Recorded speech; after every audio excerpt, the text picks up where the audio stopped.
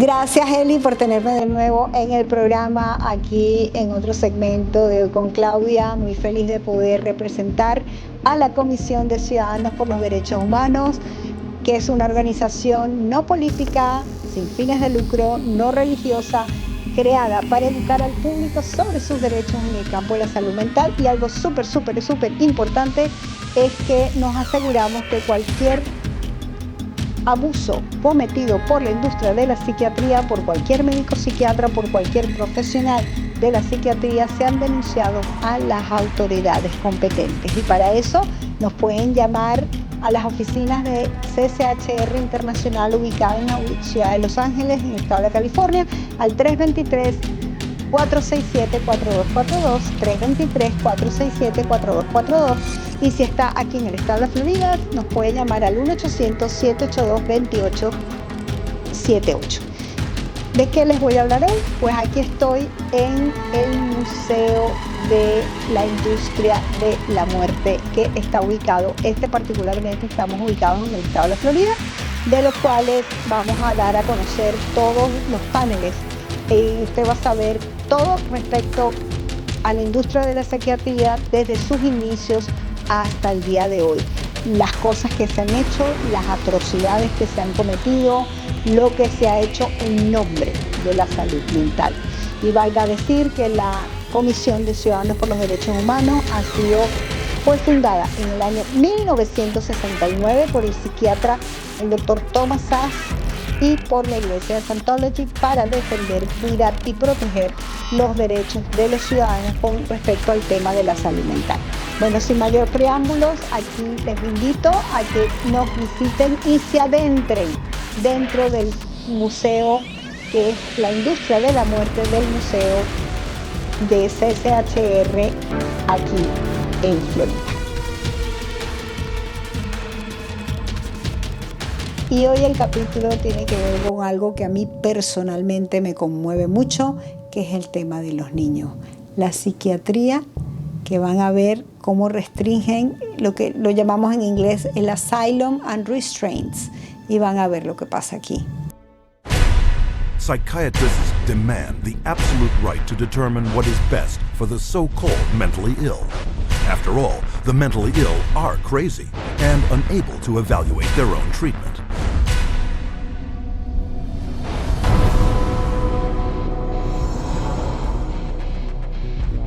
To enforce their authority over others and keep their institutions filled at profitable levels, psychiatrists use a method called involuntary commitment. When you go to a real doctor, say a family doctor or a cardiologist, a patient always has the right to refuse treatment. So there is no such thing as involuntary treatment when it comes to clinical medicine as practiced by real doctors. Psychiatrists, of course, believe that people can be treated against their will. In 1956, psychiatrist Winfred Overholser presented a plan to Congress intended to take involuntary commitment to a whole new level. The plan: purchase 1 million acres of Alaskan wilderness, build a huge mental asylum, and change the commitment laws so that anyone could be shipped off with no more than a simple nod from a psychiatrist. The bill sailed through the House of Representatives, but when the public caught wind of the plan, they became enraged, referring to it as Siberia, USA. The bill was quickly struck in the Senate. But while the death of the Siberia bill put a stop to their large-scale plans, involuntary commitment still remained the most effective and profitable method for filling psychiatric institutions. Again, the person has committed no crime and has no trial and is sent directly to a mental hospital, which is really a prison. How many people go to an insane asylum and say, please lock me up? Doctors don't lock up anybody. Psychiatrists lock you up. Even children can be taken from their parents with little legal recourse. They just invaded our home. They came in with officers. Our kids were scared. You know, they come in with a piece of paper and say, you're giving us your kids. And it's like, you know, how can they just come in and do that? She said, you could be arrested for medical neglect. And I said, but how was that when, you know, this is my child? and I see that he doesn't need that much medication, why would you threaten me with something like that? At 10 p.m., 2 policemen and 2 social workers came to my house and took all 4 of my kids away. Once committed to psychiatric hospitals, patients are drugged and restrained. The more a person objects, the more this objection is construed as symptom of a mental illness.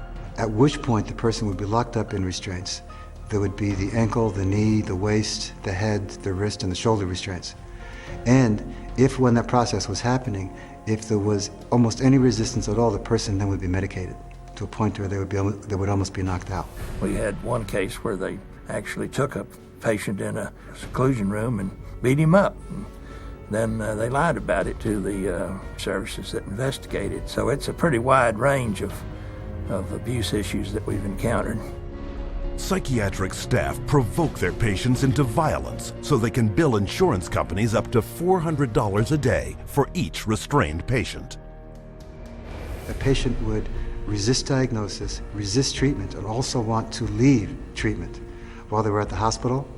And invariably, every time, that person's situation would be exacerbated until they were put in constraints and medicated, at which point there would be documented reasons to keep that person in treatment. The burden of such claims is passed directly to the public in the form of soaring healthcare premiums. As for their victims, the experience is traumatic and even lethal. 16-year-old Rochelle Claiborne died in Laurel Ridge's care last August. The state report shows during the restraint, quote, Rochelle stated several times she could not breathe. In almost all respects, the staff behaved appropriately, followed the standards. By taking advantage of weak or vague restraint laws, psychiatrists and their staff are almost never held criminally liable for assault, battery, and murder. He begged me to take him home, take him out of there, that they were treating him wrongly, and he didn't want to stay there. And I got a call that there had been an accident, that they held him down until he couldn't breathe anymore. I wish I would have listened to him, take him out of there before it had happened. And then I miss him every day. And I wish I could have him back, but I can't. To this day, no one has been charged for the child's murder. The elderly are a prime target for psychiatric abuse, with treatment of senior citizens in mental institutions in the U.S. costing private and government insurance $4.5 billion a year. Unwarranted commitment has occurred that wouldn't have occurred if the people hadn't had insurance. The proof of that pudding is generally in how fast they get out once the insurance runs out. Involuntary commitment is a form of psychiatric slavery, where persons are treated as if they're property and they are deprived of liberty, and people are making money in the process. As long as we have involuntary mental hospitalization, psychiatry is a prison work. It's a crime against humanity. It is not medicine. Every 40 seconds, someone is involuntarily committed to a psychiatric institution. And if you think this is something that can't happen to you or someone you know, think again. In the time it took you to watch this chapter, 10 people have been institutionalized against their will.